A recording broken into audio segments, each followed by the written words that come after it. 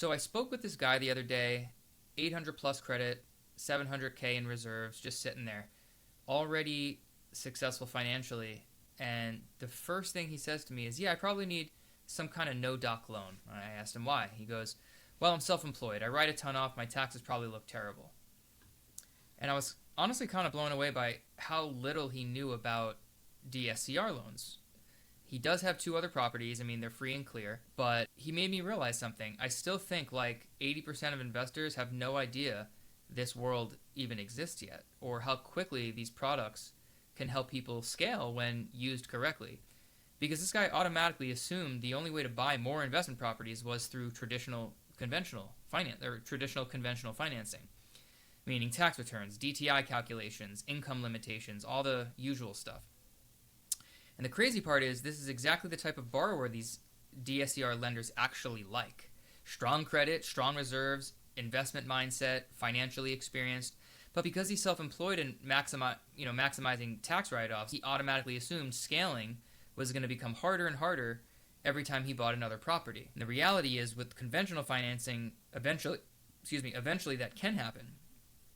Your DTI gets tighter, your taxable income gets compressed, you accumulate more financed properties. Eventually, it starts feeling like you're trying to run uphill, carrying a backpack full of blocks. And this is where DSCR lending completely changes the conversation, because with DSCR loans, the lender is primarily focused on whether the property itself cash flows. That's the shift most investors still don't fully understand. Instead of obsessing over your personal income, the lender's asking, does this property generate enough income to support the debt? That's why rental income becomes so important. The property itself starts becoming part of the qualification strategy. And once investors understand that concept, it's like somebody finally hands them the actual blueprint for scaling. Because now, instead of constantly worrying, will my personal debt to income ratio kill this deal, the conversation becomes, does this investment actually perform? That's a massive mind shift. And by the way, if you guys are into conversations like this, DSCR loans, real estate, investing, scaling rental portfolios, leverage, how lending actually works behind the scenes, definitely follow along. Go ahead and hit the like and subscribe button, because I'm going to be diving even more deeper into this stuff.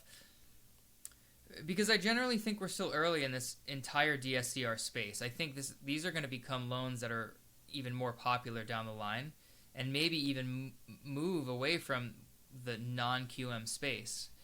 And here's the interesting part. Most people hear DSCR loan and instantly think, oh, so it's just easy financing. Not really. These loans they still care heavily about credit score, reserves, property quality, cash flow, investment strength. This isn't just random reckless lending. The underwriting focus just shifts more towards the asset instead of purely your personal situation, your personal income. That's why these loans make so much sense for self-employed borrowers, entrepreneurs, Airbnb investors, real estate investors, business owners, people with heavy tax write-offs. Because financially successful people often look messy on paper. That's almost the point of being tax efficient. Business owners structure income differently. Investors write things off. Cash flow moves through multiple accounts. Income fluctuates. Traditional underwriting was built around, stable W-2 employees with highly predictable income, but modern investors often don't operate like that anymore. And another thing that most investors completely underestimate is how different DSCR lenders are. How different DSCR lenders are from one another.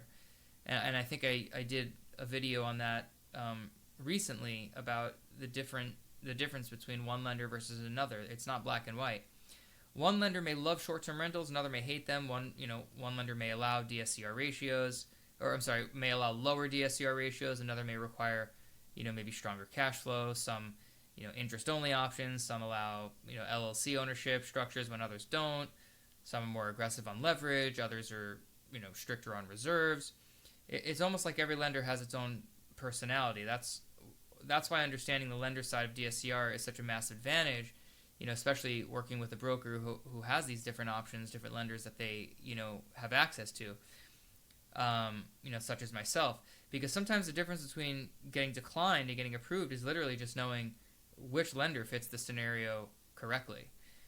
And what's crazy is there are investors out there, scaling portfolios incredibly fast with these products, while a huge percentage of people still think conventional financing is the only available path. I just closed my third or fourth deal with a woman who's, and that's over maybe an 18-month period. So she's bought her, third.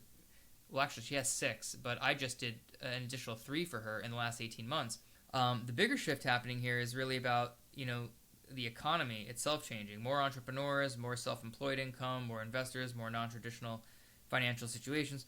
Traditional underwriting doesn't always fit modern investors anymore, and in DSCR lending evolved directly out of that shift. And that's why I keep saying DSCR loans are not just another mortgage product anymore. They're becoming one of the most important tools modern investors use to scale strategically. And the investors who truly understand how to leverage these loans correctly over the next decade are probably going to have a pretty massive advantage.